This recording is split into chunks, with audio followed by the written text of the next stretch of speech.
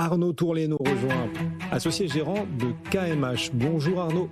Bonjour messieurs. Et bienvenue, bonjour. Vous allez Arnaud rendre votre verdict et le prononcer en direct dans un instant. Ce moment qu'on va vivre, ce verdict que vous allez rendre, est-ce que vous l'assumez ? Bien sûr que je l'assume. On vous écoute. Alors aujourd'hui, je voudrais vous dire que les leaders, les gagnants en bourse des 10 prochaines années ne seront pas du tout les mêmes que ceux des 10 dernières années. Ouf.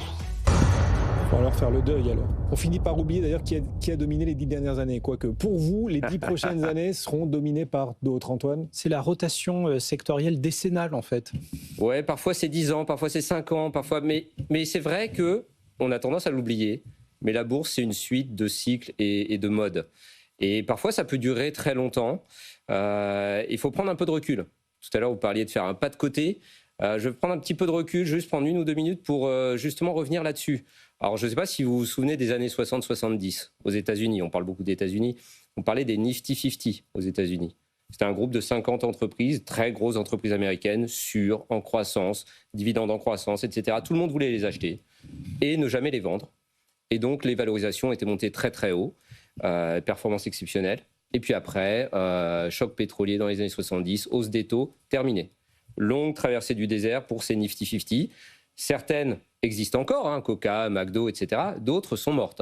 Polaroid, Xerox. Oui. Premier exemple. Deuxième exemple, un petit peu plus proche, on va faire un bond en avant. Années 90-2000, plutôt 95-2000.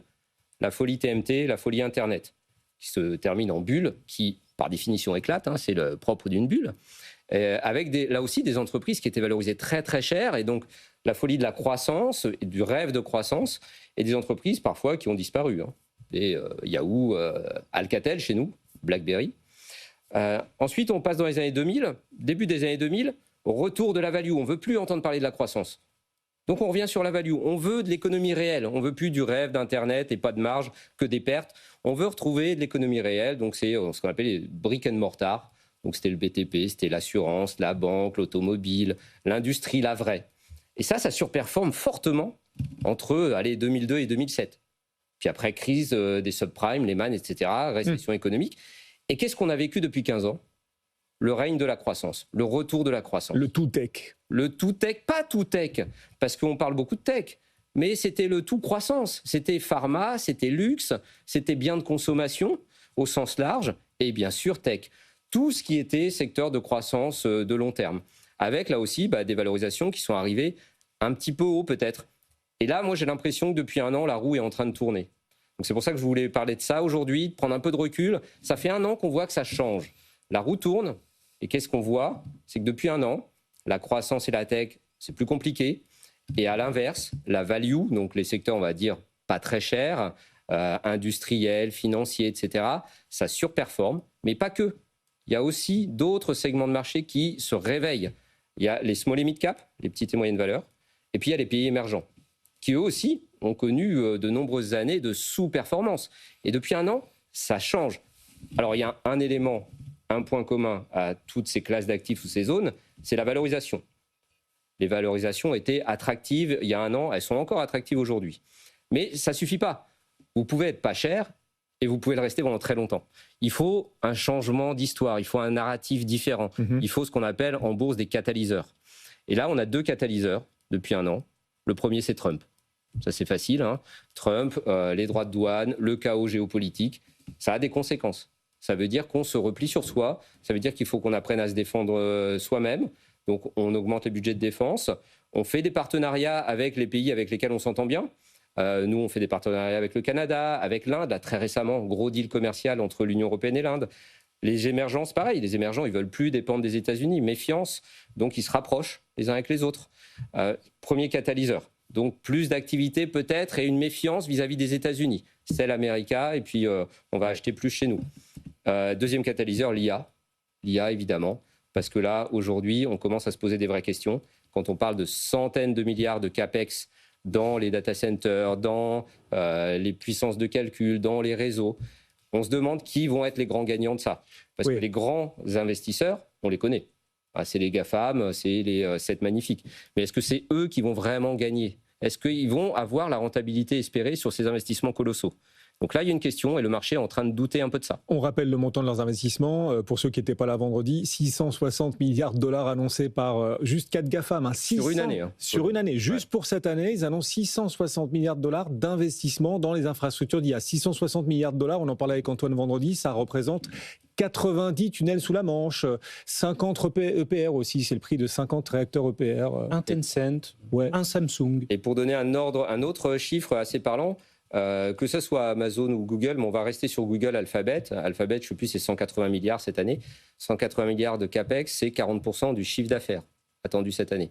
Quelle entreprise dépense 40% de son chiffre d'affaires sur une seule année pour investir dans des infrastructures IA, dans du cloud computing, etc. Donc vous dites, les gagnants des 10 dernières années ne seront pas ceux des 10 prochaines. Oui. On arrive à identifier du coup ceux des 10 prochaines. On voit là en ce moment que c'est dans les vieux pots qu'on fait les meilleures perfs, c'est vrai, c'est dans les valeurs traditionnelles. C'est elles les gagnantes à venir des 10 prochaines années, les valeurs traditionnelles finalement? Alors, il y a certainement de ça, mais de manière globale, il y a certainement, j'ai envie de dire, d'une manière générale, la value qui a une bonne chance de surperformer sur les 10 prochaines années. Et la value, ça peut être l'Europe, ça peut être les marchés émergents dont on parlait, ça peut être les petites et moyennes valeurs qui ne sont pas trop chères. Et en effet, on va retrouver beaucoup dans cette thématique value des secteurs traditionnels. On va retrouver de la banque, on va retrouver de l'assurance, on va retrouver de l'industrie lourde, on va retrouver des télécoms. Vous voyez les réveils, ne serait-ce qu'en France, de Orange, Société Générale, ArcelorMittal, ce genre de titres, qui étaient complètement délaissés et oubliés depuis 10 ans. Ça se réveille. Et ça se réveille d'ailleurs assez violemment. Donc oui, la thématique value, acheter des titres, des zones géographiques qui ne sont pas survalorisées, ça peut en effet donner un potentiel de performance sur les 10 prochaines années. Alors justement, on a assisté quand même à plutôt des bonnes surprises du côté du CAC 40 la semaine dernière, puis les séances d'avant en termes de publication de résultats. Cette semaine, il y a quand même 11 publications a priori à suivre. Ouais. Laquelle vous allez regarder le plus en vous disant il y a peut-être quelque chose là. Et justement peut-être avec cette optique value. Alors, avec l'optique value, alors je ne les ai pas en tête toutes les publications de la semaine. Mais... on vous les donne alors. Il y aura Kering demain, il y aura Dassault Systèmes, Total Energy cette semaine aussi, Michelin, EssilorLuxottica, Legrand qu'on attend cette semaine, Hermès, Unibail-Rodamco, il y en a beaucoup. L'Oréal aussi cette semaine. Ouais, alors là du coup, L'Oréal, on n'est pas dans la value. Mais... Non, mais... alors, il n'y a pas Schneider cette semaine, mais c'est vrai que, parce qu'on parlait de gagnants ou perdants de l'IA, je pense que Schneider fait partie des gagnants. Donc, on n'est pas dans la value sur Schneider, pour être honnête. Mais ça a pas mal marché. Oui, ça a pas mal marché. Mais il faut suivre de près l'énergie, parce que l'énergie est en train de se réveiller. Donc, il faut regarder de près ce que va dire Total. Au-delà des résultats même de Total, pour le secteur, ça va être très intéressant de regarder ce qu'ils vont raconter. Et le retour sur investissement avec un prix du baril qui a remonté un petit peu. Il peut y avoir un secteur là qui commence à se réveiller en bourse. Oh, vous y croyez franchement, le réveil des cours du pétrole, franchement, Arnaud? Alors, les cours du pétrole en tant que tel, pas plus que ça. Il y a un contexte géopolitique un peu chaud là sur l'Iran. Mais... Oui, non, mais je suis d'accord. Les cours du pétrole, pas plus que ça. Par contre, les services pétroliers, peut-être un peu plus, parce qu'il y a quand même besoin. Vous savez qu'il y a les champs pétroliers, ils s'appauvrissent tous les ans d'à peu près 6-7%, si on ne fait rien du tout, si on n'en trouve pas d'autres.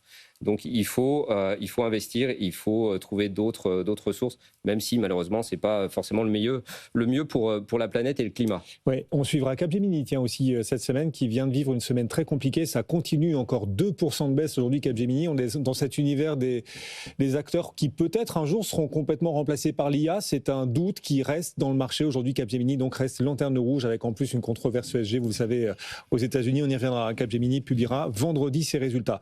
Un dernier mot sur quand même le signal japonais. Ouais. On a une petite alerte sismique là sur les taux japonais. Petit séisme, pas grand-chose, mais est-ce que ça préfigure quelque chose de plus puissant? Les taux japonais remontent aujourd'hui après la victoire du parti de la Première ministre, triomphe électoral la nuit dernière. Plus grande victoire là-bas au Japon pour ce parti libéral-démocrate depuis la Deuxième Guerre mondiale. Pourquoi les taux montent? Parce qu'il y a des volontés d'investir massivement au Japon. Il y a un plan d'investissement de plus de 100 milliards. Il y a une volonté de baisser les impôts aussi. Et d'ailleurs, ça fait écho un peu à ce qui se passe ailleurs. En Allemagne, il y a un très gros plan d'investissement aussi. Donc il y a besoin d'investir, que ce soit dans la défense, dans les infrastructures. Et donc ça fait monter un petit peu les taux, évidemment, puisqu'il y aura besoin de continuer à s'endetter. Alors, le Japon, vous savez, on est sur un pays avec une dette à 230% du PIB à peu près. Oui. Donc forcément, il y a de la tension. Après, il y a des limites à ça. Je ne sais pas si vous vous souvenez, mais en Angleterre, il n'y a pas très longtemps, il y a un Premier ministre qui n'était pas resté très très longtemps à cause un petit stress, un gros stress sur les taux longs anglais. Oui. Et puis donc ça ne peut pas durer parce qu'il y a des forces de rappel sur les marchés, surtout quand on a autant de dettes. Ouais.